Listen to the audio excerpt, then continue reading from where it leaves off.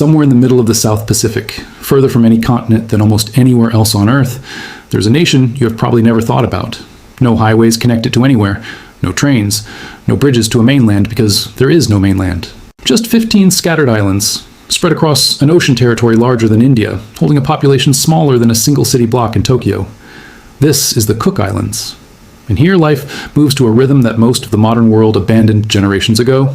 There are no traffic lights, no skyscrapers. In some villages, doors don't lock, and nobody thinks twice about it. But this is not a museum. It's not a postcard frozen in time. It's a living, breathing society of roughly 15,000 people, wrestling with the same questions every small nation on Earth wrestles with: how to hold on to who you are while the rest of the world keeps arriving on your shores, one flight at a time. Today, we're going to find out how people here actually live. Not the resort brochure version, the real one. The fishermen, the grandmothers, the teenagers dreaming of New Zealand, the chiefs still governing under a system older than the nation itself. Let's begin. To understand how people live in the Cook Islands, you first have to understand just how much ocean surrounds them. The country consists of 15 islands, split into two groups.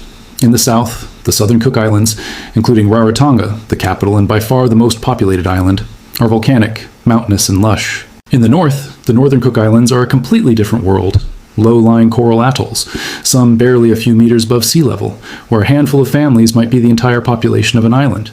Altogether, the land area of the Cook Islands is smaller than the city of Los Angeles. But the ocean territory, the exclusive economic zone these islands control, is nearly 2 million square kilometers. To put that in perspective, that's roughly the size of Mexico, except almost all of it is water. This single fact shapes everything about life here. You cannot understand Cook Island society without understanding that the ocean isn't scenery, it's infrastructure, it's the pantry, it's the highway, it's the graveyard in the old stories where ancestors' canoes are said to have vanished on their way to new islands. And it's the single greatest threat the nation faces, as sea levels creep upward year after year. Rarotonga itself is the beating heart of the country. Roughly 10,000 of the nation's 15,000 residents live here, on an island you can drive around in under an hour.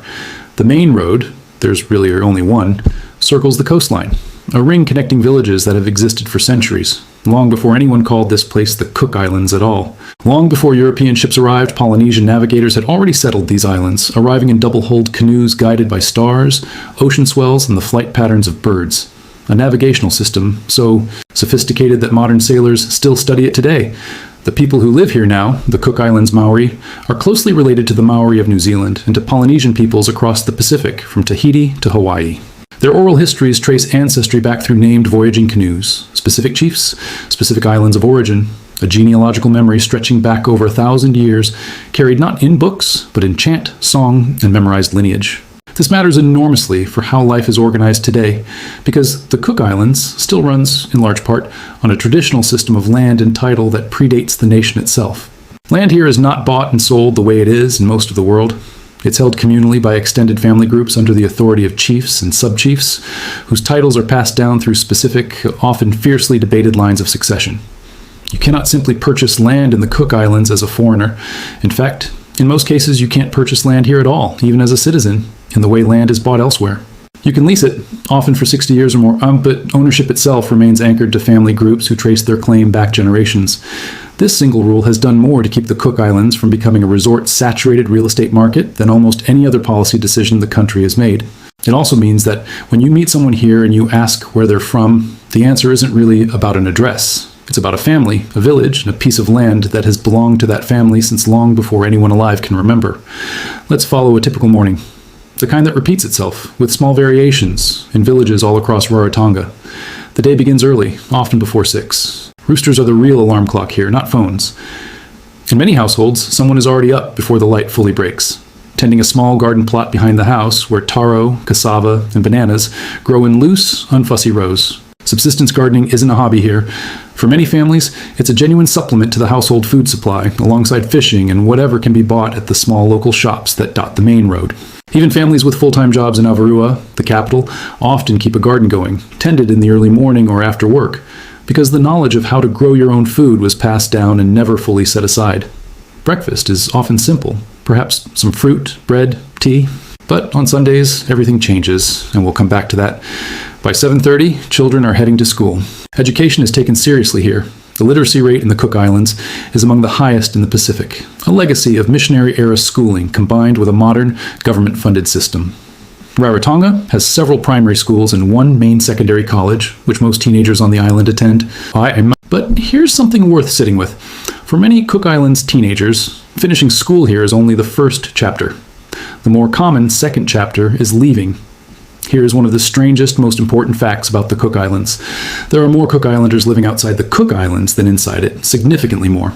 Estimates suggest tens of thousands of people of Cook Islands descent live in New Zealand alone, with more scattered across Australia, several times the population that remains on the islands themselves. Why? Cook Islanders are citizens of New Zealand, a legal relationship dating back to the country's constitutional arrangement as a self-governing state in free association with New Zealand, established in 1965. That means any Cook Islander can move to New Zealand, work there, and access services there with no visa required. For young people chasing higher wages, university degrees, or simply a bigger stage than a 10,000-person island can offer, that open door is impossible to ignore. The result is a nation that exists in two places at once. Ask almost any family on Rarotonga, and you'll find siblings, children, or cousins living in Auckland, Wellington, or Sydney, sending money home, returning for weddings and funerals, staying connected through video calls that stretch across a 13-hour flight in a completely different hemisphere of time. This isn't spoken about with despair exactly. There's a practical acceptance to it, layered with real grief. Families here have learned to hold both truths simultaneously: pride that their children are thriving elsewhere, and a quiet ache that the villages are emptying out, house by house, generation by generation. You'll notice it if you drive the main road slowly enough. Homes that sit closed for most of the year, waiting for a family that now calls Auckland home to return for Christmas. It's one of the quiet costs of that open door to New Zealand. The population of Rarotonga has stayed roughly steady only because Avarua's small urban pull offsets losses elsewhere, while some of the outer islands have seen their populations decline by half or more over the past few decades. This single migration relationship, this open door to New Zealand, may be the single biggest force shaping how people actually live here today. It explains the labor shortages restaurants complain about.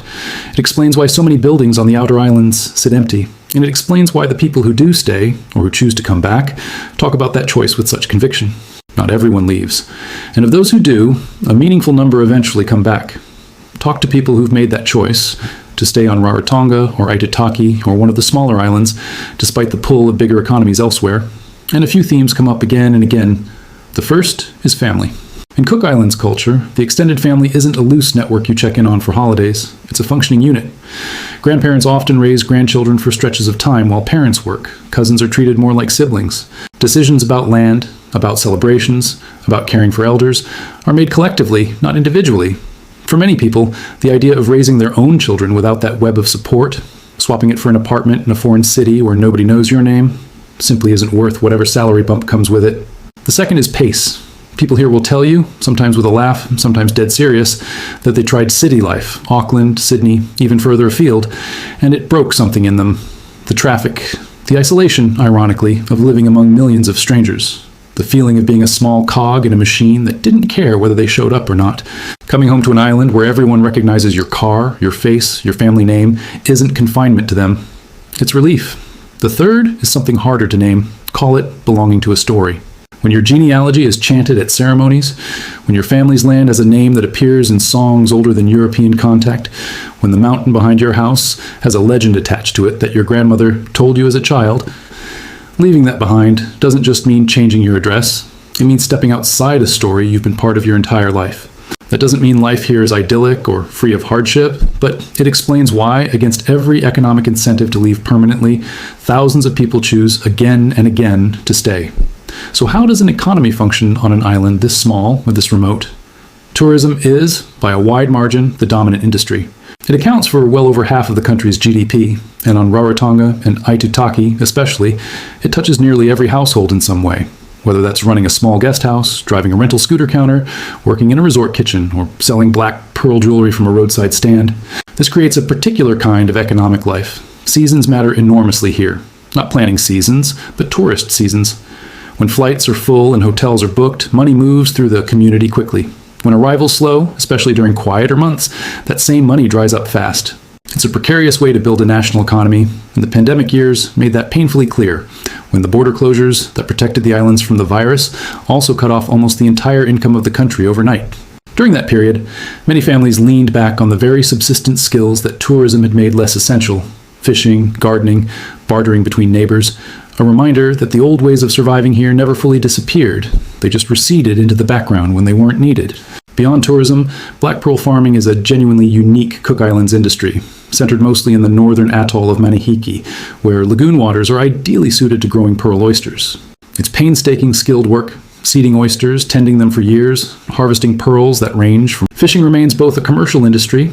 The country licenses foreign fleets to fish its enormous ocean territory for tuna, generating real government revenue, and a household activity where men and women alike still go out with hand lines or small boats to bring home dinner, the way their parents and grandparents did.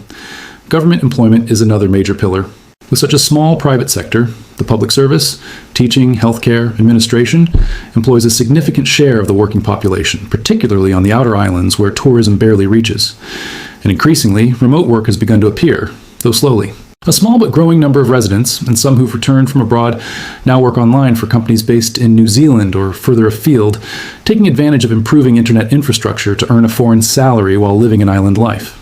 It's not yet common, but it represents a genuine shift, a small crack in the old economic model, letting a few more people stay without depending on tourism or government work. If you want to understand the rhythm of life here, understand Sunday. Christianity arrived in the Cook Islands in the early 1800s through missionaries, and it took root so deeply that today the Cook Islands Christian Church remains the dominant institution shaping weekly life, alongside a range of other denominations.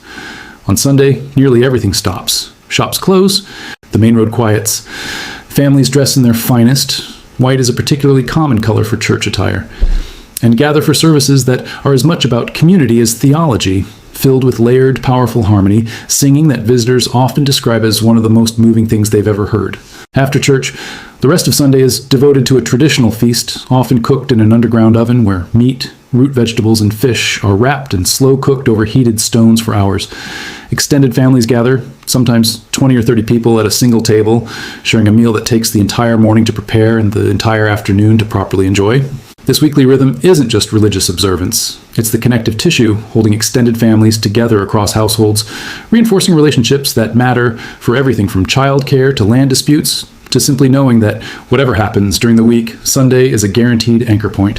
For visitors arriving expecting a resort culture of constant transactional friendliness, the depth of this communal, faith-centered life often comes as a genuine surprise. A reminder that beneath the tourism economy is a society organized around older, more durable structures than any hotel brand. Everything we've described so far applies mostly to Rarotonga, the country's population center. But step onto one of the outer islands, and the pace of life shifts again, dramatically. Take Aitutaki, roughly a 45-minute flight north of Rarotonga, famous for a lagoon so vividly turquoise that photographs of it often look digitally altered. Around 2,000 people live here, and while tourism has a real presence, lagoon cruises are a major draw. Village life outside the tourist zones still runs on fishing, small-scale farming, and close-knit community structures, largely unchanged for generations. Go further north to islands like Manihiki, Puka Puka, or Penrhyn, and you enter a different world entirely. These are true coral atolls, thin rings of land circling a lagoon, often just a few hundred meters wide, home to populations that can be measured in the dozens or low hundreds rather than thousands. Life on these islands is remote in a way that's difficult to fully convey. Supply ships might visit every few weeks, sometimes less. Internet access, where it exists, can be slow and unreliable. Medical care beyond basic first aid often requires a flight to Rarotonga, and on the most isolated atolls, flights themselves might only operate a few times a month.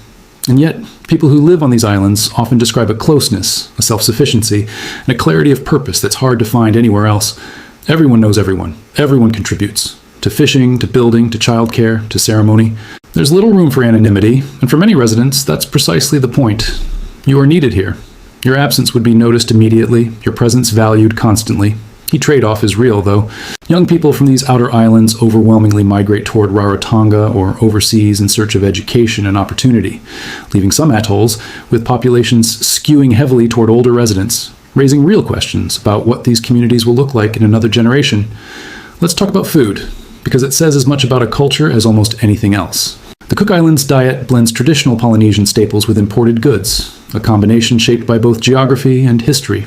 Root vegetables, taro, sweet potato, cassava, form a starchy backbone, alongside breadfruit and plantains. Coconut appears constantly, not just as a drink, but grated into dishes, pressed for cream, used in everything from savory stews to desserts. Seafood, unsurprisingly, is central. Raw fish, marinated in lime juice and coconut cream, similar to dishes found across the Pacific, is something close to a national dish, served at gatherings large and small. Parrotfish, tuna. English is the language of government, and much of daily commerce here, a legacy of the colonial administrative relationship with New Zealand. But Cook Islands Maori, with its own distinct dialects varying island to island, remains the language of home, of church, of chant, of identity. There's real concern here, echoed in communities across the Pacific and indigenous world more broadly, about language retention. Younger generations, especially those growing up partly or fully in New Zealand, often speak English as their first and sometimes only language, with Cook Islands Maori fading to a handful of phrases learned from grandparents. In response, schools on Rarotonga have strengthened Cook Islands Maori language programs, and cultural organizations run initiatives specifically aimed at keeping the language alive among youth. Because for many here, language isn't just communication. It's the vessel that carries genealogy, land claims, chants, and legend. Lose the language fluently enough, and you risk losing the ability to fully understand your own family's story. This tension between the practical dominance of English in a globalized economy and the deep cultural stakes of preserving Cook Islands Maori is one of the quieter but more consequential threads running through daily life here, playing out in classrooms, church services, and family dinner tables across the islands.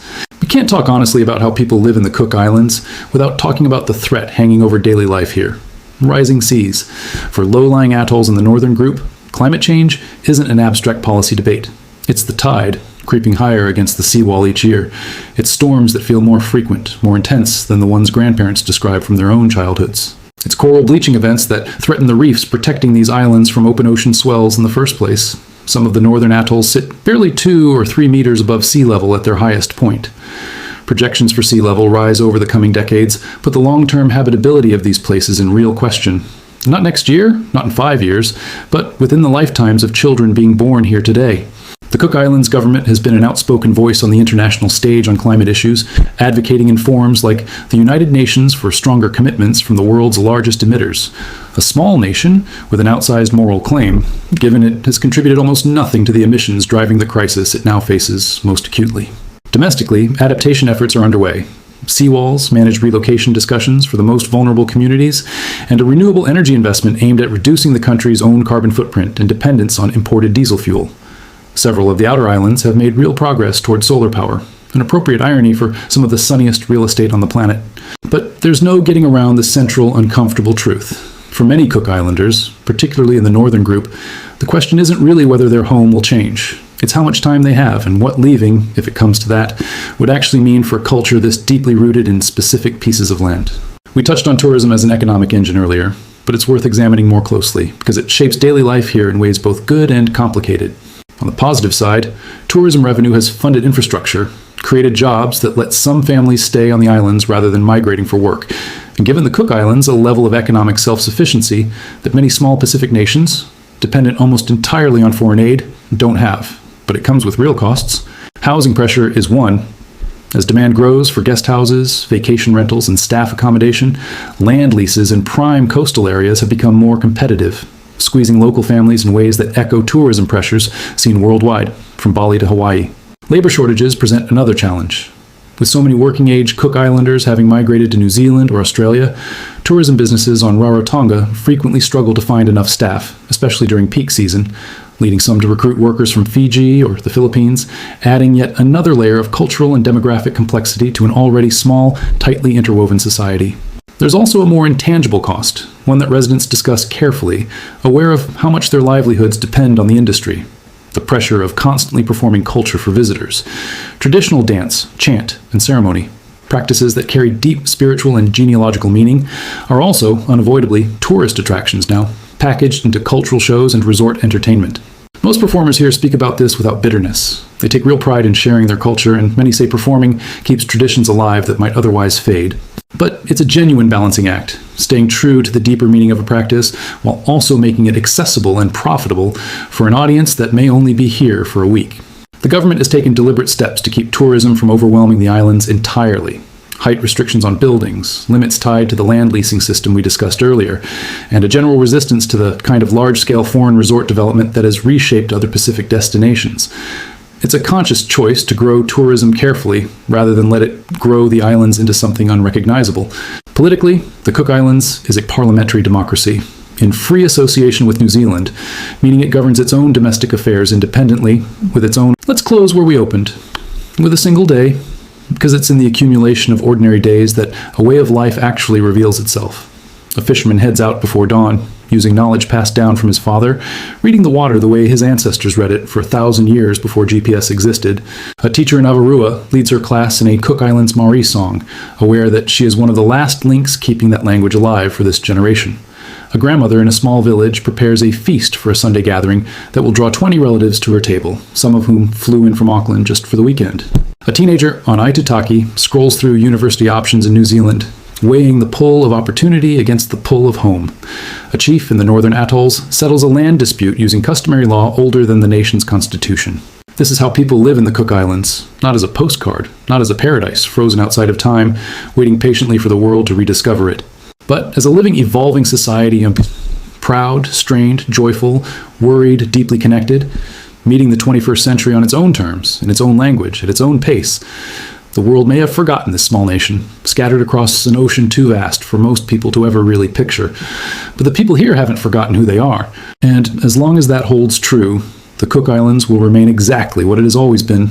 Not a paradise the world left behind, but a home the world simply never fully understood.